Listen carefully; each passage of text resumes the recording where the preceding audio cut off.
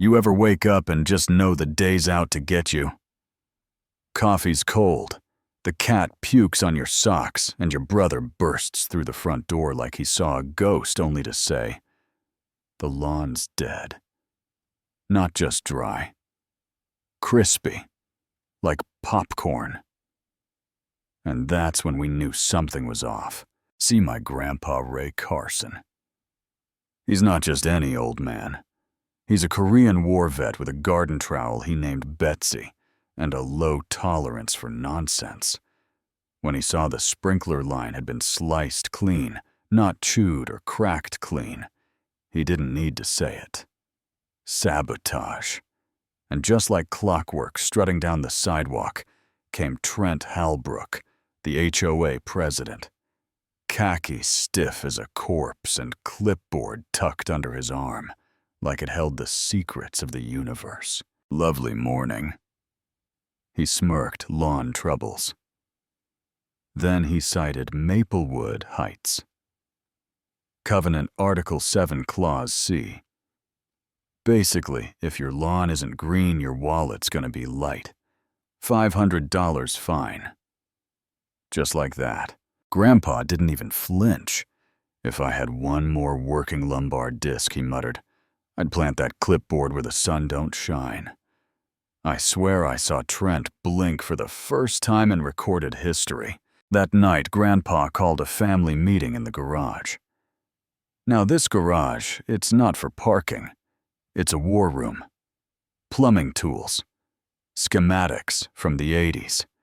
And a whiteboard that still said, "Operation Flamingo Freedom," from the time he pranked Trent with pink lawn ornaments. Cody. My little brother sat on a paint can. Drone in hand. Grandpa pointed at the board and said, "We're not fixing the lawn. We're fighting tyranny." His plan: reroute the sprinkler system not just to fix our yard, but to flood Trent's living room. "We'll give him green," Grandpa growled right through his floor vents. So Cody flew the drone to scan Trent's house vents, valves, blind spots, while Grandpa dug trenches under the guise of fixing our koi pond, which hadn't seen a koi since the raccoon incident. Every night we tunneled across the street under Mrs. Donahue's bird bath and straight beneath the Halbrook house. We even installed a giant red valve that looked like it belonged on a submarine. Grandpa stared at it like it was sacred. "One pull," he said, "and he's swimming." But then, a hiccup. Cody accidentally ran a pressure test while checking the system. Water shot out, soaked the underside of Trent's deck. The next day, a blurry photo showed up on the community board captioned, "Rogue Raccoon Activity." Grandpa just muttered, "That raccoon's gonna get a medal." Things escalated fast. Trent scheduled a surprise HOA inspection at our house. Mom played hostess. Cody blasted elevator music from our Alexa to distract them. Grandpa stood by the koi pond filter like a man guarding state secrets. Somehow we passed. But later that night, Cody checked the drone footage. Trent had found the line. We saw him, flashlight in hand, crawl under his own house. Grandpa didn't flinch. Tonight, he said, "We flood." It was like a heist movie. Cody monitoring cameras, me on lookout. Grandpa with his hand on the valve. At 10:37 p.m., lights off at Trent's house. One turn and the pipe roared to life. A blast of water shot through Trent's vent like a geyser from hell. Seconds later, there he was in his robe, soaked and screaming behind his living room window. We were high-fiving until the next morning. Trent had filed an HOA emergency complaint. They cut our water power, even gas. Total lockdown. Bureaucratic warfare. And that's when we knew we had to hit harder. Enter Operation Jacuzzi Justice. Cody discovered Trent had illegally tapped his luxury hot tub into city water. Big no-no.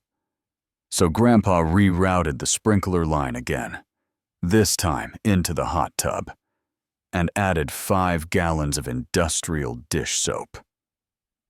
Timing perfect. Trent was throwing a political fundraiser in his backyard. Guests in heels, a local news anchor shrimp cocktails on silver trays. At 2:15 p.m., Cody tapped the screen. A few bubbles rose, then came the tidal wave. The hot tub erupted in a mountain of foam, flooding the patio, knocking over centerpieces, swallowing up lawn chairs. The anchor tried to keep filming while waist-deep in suds. Then someone yelled, "Is that city water?" Trent's face dropped like a bad stock. His candidacy gone. His patio gone. His ego never recovered. But the war wasn't over. Trent filed charges with the HOA tribunal. Yes, that's a real thing. He accused Grandpa of domestic sprinkler terrorism. Brought slideshows, charts, even tried to call Cody an online saboteur. Grandpa walked in wearing his old flannel thermos in hand. "You ever had your begonias judged by a man with a sash?" he asked the crowd. Then he dropped the bomb. Cody played the drone footage, Trent cutting our sprinkler line.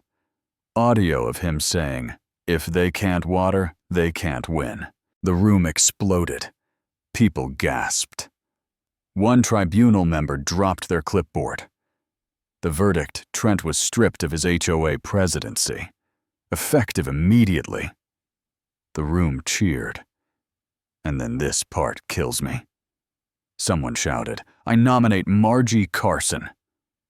"That's Grandma." She looked up from her knitting and said, "I suppose I could spare a few hours." And just like that, the neighborhood flipped. Grandma suspended all lawn-related fines, held cupcake town halls, even invited Trent to serve in an advisory role. He declined and disappeared to Arizona, probably to cry in a silent meditation retreat. Meanwhile, Grandpa converted our old sprinkler system into a fully choreographed musical irrigation setup. He called it Hydro Swing. Water sprayed in time with jazz from hidden flowerbed speakers. Neighbors brought lawn chairs just to watch. It was beautiful, ridiculous, glorious. Cody's MIT application essay, titled Water Pressure and Social Pressure, Engineering Suburban Justice. He got an interview. And Trent, well, under HOA penalty, he was assigned to hand water every lawn on the block, twice a week. Sunglasses, wide-brimmed hat and all. Grandpa waves every time. "Don't forget the begonias," he shouts. Trent waters them anyway. Now things are quiet. No more surprise inspections. No more citations for gnome placement. Just peace.